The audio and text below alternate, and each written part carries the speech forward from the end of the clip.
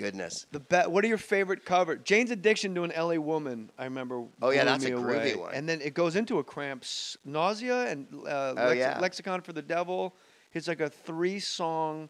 It's like off some weird B-side album that Jane's Addiction I think put out. the Ramones' California Sun and the Yes! Ramones' Let's Dance.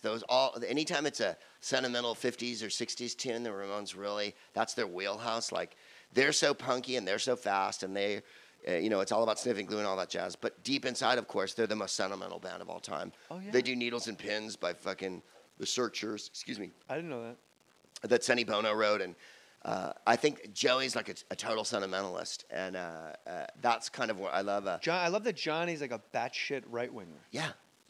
That movie, The End of the Century, is just amazing. You should watch nice that Johnny's not angry about anything when it's all said and done. Jesus Christ. Yeah. He is amazing. How is he in a punk band is the question. It really But is he was the bizarre. one who made them come to rehearsal, right? I mean, like, without him, they don't get on the bus. Yeah, he was. Because Dee Dee's out doing junk and Joey's crying and has to count the stairs and wash his hands 1,000 times. Yeah.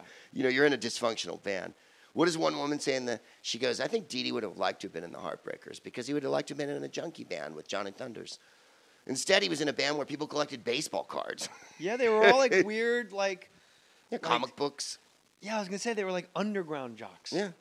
Like they loved the Mets. Yeah, They right. loved They're the the Yankees. They're so not a Yankees. Yeah. They're the Mets. They were Queens. loved fucking sports. Yeah. Like they loved it, and they loved. And nobody did in punk. Voting for Reagan. Like, Right. they went in and pulled the fucking lever for Ronald. Right. They were they were great. Yeah, they were I got a wild. homework assignment for you, and They're I'll wild. text it to you later or tweet it or whatever. Speaking of good covers, Bad Brains doing Day Tripper. Ooh. And She's a Rainbow as a one song. There's also another one of Day Tripper. Reggae version. That's on a BBC recording that I think I heard once a million years ago, and I don't know where you can find it. It's Jimi Hendrix and John Lennon doing Day Tripper, and it's thundering. Have you heard Jimi Hendrix doing Old Lang Syne? Guy No. Lombardo. It's on Live at the Fillmore That I love. West. Yeah. And it's Bill Graham. Because His Wild Thing is one of the great covers of all time. Yeah. Bill Graham comes out. It's New Year's Eve, Yeah. 1969. Yeah. And he did one show, and then they'll go, "Da-na," and I think it's actual Bill Graham comes out Right. and goes, "We want to wish on behalf of the Bill Graham family, everybody," and then they, "Happy New Year, happy," and then it's, "Da-na," and I guess Jimmy just gets like, the fuck are we like? We have another show. Like, what am I supposed to? And he just comes down and goes, "Wow, Yeah. wow," and he just chops it up. Yeah. He chops out Old Lang Syne, and it was the Experience. There's only 3 guys. Yeah. Mitch Mitchell, and they're like, right? Yeah, and Noel Redding. And they're like, okay, like you feel about 4 minutes in, like, okay, Yeah, like yeah. they didn't even know what time he was in Right, because he's tripping right, balls. right. He's doing Old Lang Syne Yeah. on an upside down righty playing Right, lefty right. guitar. Oh, all of his covers. His Wild Underrated? Thing. No. Oh, no. Jimi Hendrix can't be underrated enough. Prince, underrated. I love Prince Prince. is Jimi Hendrix. I love Prince. I'm a big... People have no idea. No, how and he, people hate Prince, too. but they don't realize when he plays guitar, he's Jimi Hendrix. He is. And if you see him live, he's, almost in the realm of James Brown as a fucking live performer. Like, he is amazing live. Prince doing a cover of "Creep" at Oh, yeah, really? I think it's Bonnaroo by Radiohead. Really? I bet he And it's murdered all about it. "I'm so fucking special." Yeah. He changed it to "I'm so." Really? fucking He doesn't... special. No, you are so special? I wish you were special because I'm so I'm fucking special. Yeah. Wow. Yeah. And at one point, he just is feeling it. I got goosebumps. At one point, he just walks the length of the stage and just fucking looks around while the band's like super slow doing it, like just vibing it out. Just probably looking for tits, I Oh, guess. that's awesome. Do you remember Warren Thomas? No. He was a comedian. He was a friend of mine. And we did Yes, black guy. Yeah. Yeah, I love Warren. He was one of my best buddies. And we did sets one night. Or I was he thinking did a set. musicians. That's why I spaced. It was like, you know how they have it. They used to have at the Improv like, Compañero Mondays and, Urban Tuesdays. Every Chocolate Sunday. Right. White Monologist Wednesday and, blah, blah, blah. So it was black guy night. And Warren got up to do a set. And everybody else was more, Warren's like an erudite guy. Right. They were more Def Jam. So Warren did his set, and he went, and Prince came in with his wife at the time, What room was this? Matey, the Improv on Melrose. Okay. And me and Warren were there. And Matey comes in with Prince and one bodyguard, and they sat, that little side fucking section over there? They sat there when it used to be like a bench with a thing. And Warren goes on, and we're like Because fucking... in all fairness, because he could fit. Yeah. We're all high-fiving each other. Prince is here, and shit. And Warren gets up to his set, and goes, "I'd like to acknowledge somebody in the house tonight. The P-Dog is here." Pee dog. And Prince went like that. And then after the show, we were just like hugging each other we couldn't get over like, I went, did you see Prince fucking nod at you and fucking give you the fucking... Who's the most famous person that has been in, whether by accident or not, that's been in your audience? Oh, in my audience? Stand up, not Whose Line, not, or podcast or stand up, Tubes guy excluded. In the audience? Well, you know, What do you mean in the, no, you like in the, like Bill Clinton defined the. In the audience? No. Outside of the, out across the street, Greg. Who's the most famous person that was not in your audience? Prince Charles? Really? I did his birthday party in like 97 or whatever when he was 50. Why don't I know this? Well, I did. I was living in England and they asked me to do stand up at his 50th thing, and it's a charity event. So there, Prince Charles might be the. I think mine's like Chuck Wepner. Yeah. Like something the opposite. I mean, but that's just douchey. No, that's not famous douchey. people. That's no, you win. That's your answer from now on. I insist.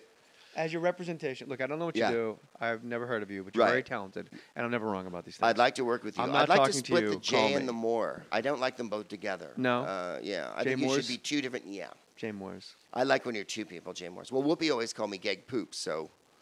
And she could never really pronounce my name, and I love her. I love all the synonyms Yeah. for your not aliases. I guess would be how normal people would say it. Yeah. That people when they write you letters in your podcast. Oh, yeah. You get some really good ones. Yeah, I do. You got smart fans. They're really clever, and they're more clever than I would have thought of. I thought of Purple Rain, but other people write me with, just everything. I can't even think of any off the top of my head. They're extraordinary what people come up with. All right, you know what? Proopster of Darkness. Proops of Darkness?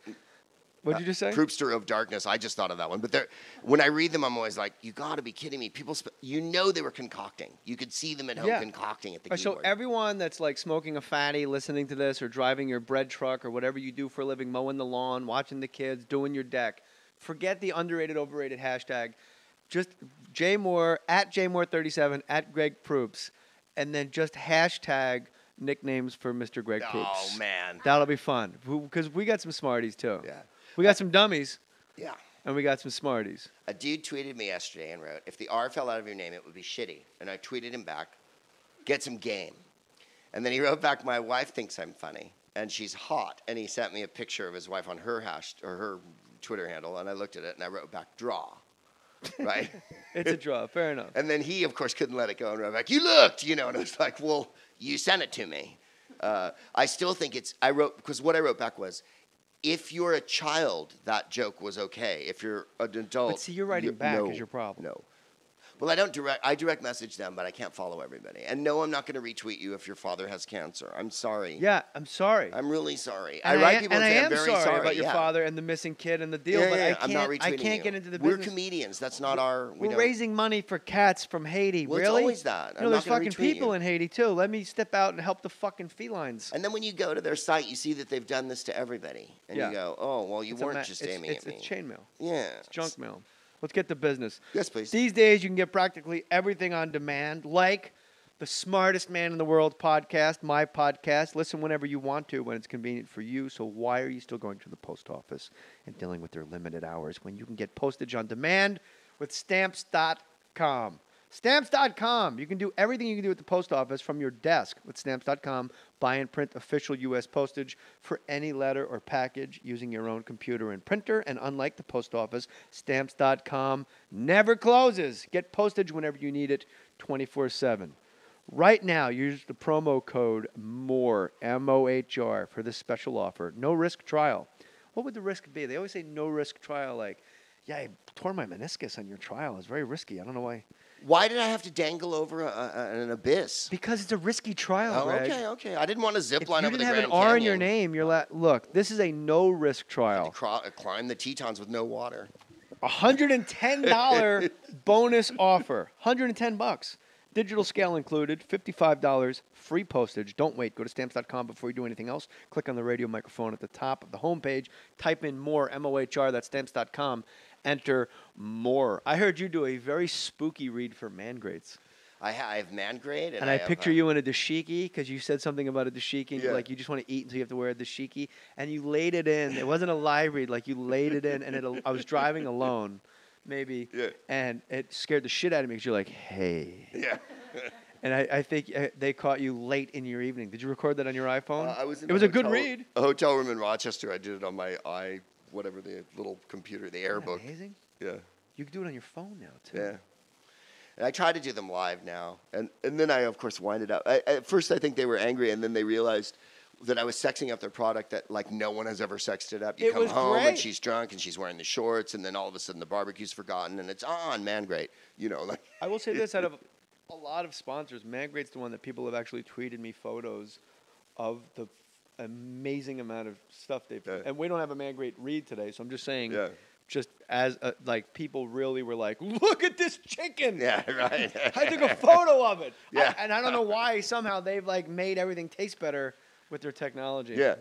What was the cover you told me? Jimi Hendrix and John Lennon. It's Day Tripper, and I think it's a BBC in-house recording, maybe in a studio from like 67 or 68. Like I say, I think I heard it once. It might be on some weird BB Key. Are you a Stones guy? I just said BB Key. BB Key is correct. The chicken on the Man Great. Are you a Stones guy? I am. My wife's a huge Stones fan, so I've seen them a bunch of times. Has she ever heard? I can't find it on YouTube. It used to be on YouTube. It's Keith Richards doing "Let's Go Steady." Oh no, I've never seen that. And it starts with like such off note. Yeah, of course, right. When you left me for another. He's got that odd high voice. Yeah. He's one of those guys. Eric Clapton's another one where their face now is a different human. Isn't it? Completely different. Clapton, I can never pick him out of a photo. He doesn't look the same as he did. Like now, at all. Now he looks cool. He's the professorial, cool-looking guy. Right, the little glasses. But when you see old Clapton, you're like, I don't know. Is that Ginger Baker? Who's that Right.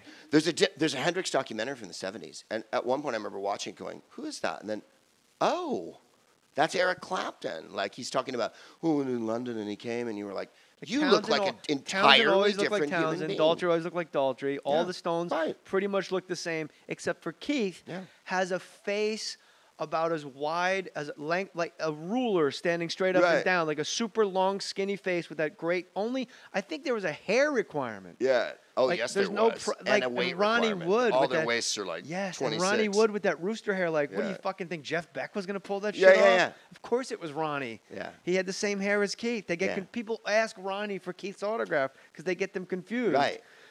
And let's go. But Keith has like the whole right side of his mouth. The teeth are rotted out. Yeah, and if you watch the It's Only Rock and Roll video, he's like missing a tooth, and there's a deeply kind of greenish brown one there. Yes, and all of the new Barbarian. And a huge peroxide shock up the front of the the woody. All the new Barbarian live stuff. Oh yeah, the new Barbarians. Yeah, remember that? They were great, and they were just. And when I watch it, a part of me dies because I'm like, if you guys were just a little less drunk. Yeah. This would have been the best. I was going to say, they are real high. They're very high. Yes. And Ronnie Wood underrated solo artist, Ron Wood. Well, you've seen his paintings and stuff. Those are just like horrible. Not good. Horrible. But I would say so he's you not. And I, okay, good. We're right. I was like, because some people are like, they're fucking great, man. Yeah, if you're on Venice Beach drawing the fucking alphabet on a grain of rice, sure. But I kind of like Cy Twombly. And, I like Rothko's, and I like I read, and it's like it's cartoony shit. Yeah, it's really bad.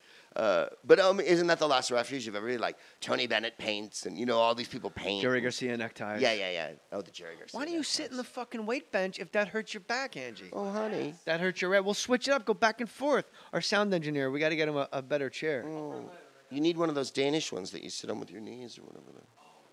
Greg, it's not that kind of party, bro. Oh, you meant an actual chair? Yeah. Oh, I had like a Vietnamese What fuck I swing. need is a couple Danish guys who sit on their knees. In a Vietnamese fuck you guys swing. Down? You do coke? You do coke? Dinky, sure. Yeah, for dinky people. Yeah, dinky people. Get off me. You're hurting my back. You're my ergonomic chair. Or you said, I went to a psychiatrist who sat on a ball. She sat on one of those big... Oh, that's so annoying. I went to a manager's office once who sat on a ball. Well, that's a douchebag manager. This woman actually saved my life because I had panic attacks. Ah, right. And she went, hey, I can give you a prescription that will end that. Was it a big yellow one or a big red? The ball was blue. And she goes, yeah, it's good. I guess engage my core. I sit on my ass all day and try to help people. And she put me on Klonopin, a milligram in the morning, a milligram at night. I went back the next week and said... she goes, how is it working? And I go, there's euphoria in normalcy. Right. When you have panic, all of a sudden you become euphoric, that you're just not dying. You're Right. not sitting on the toilet taking your pulse, going, why Yeah, is my pulse 180, and why am I timing my pee? Like, what's happening to me? Yeah. And then all of a sudden, I'm normal, so I'm euphoric. I go back. I go at work. It's amazing. You saved my life. When do I see you again? And she goes, why? And I go, what do you mean, why? She goes, oh, I don't give this quote. Oh, I don't give a shit about your childhood. You had bronchitis. We fixed the cough. Like, you just call me when you need refills. That doesn't interest me. Wow. Those are archaeological digs. Was she a psychologist or a psychiatrist? Psychiatrist and psychopharmacologist. Oh, my God. When I was on SNL,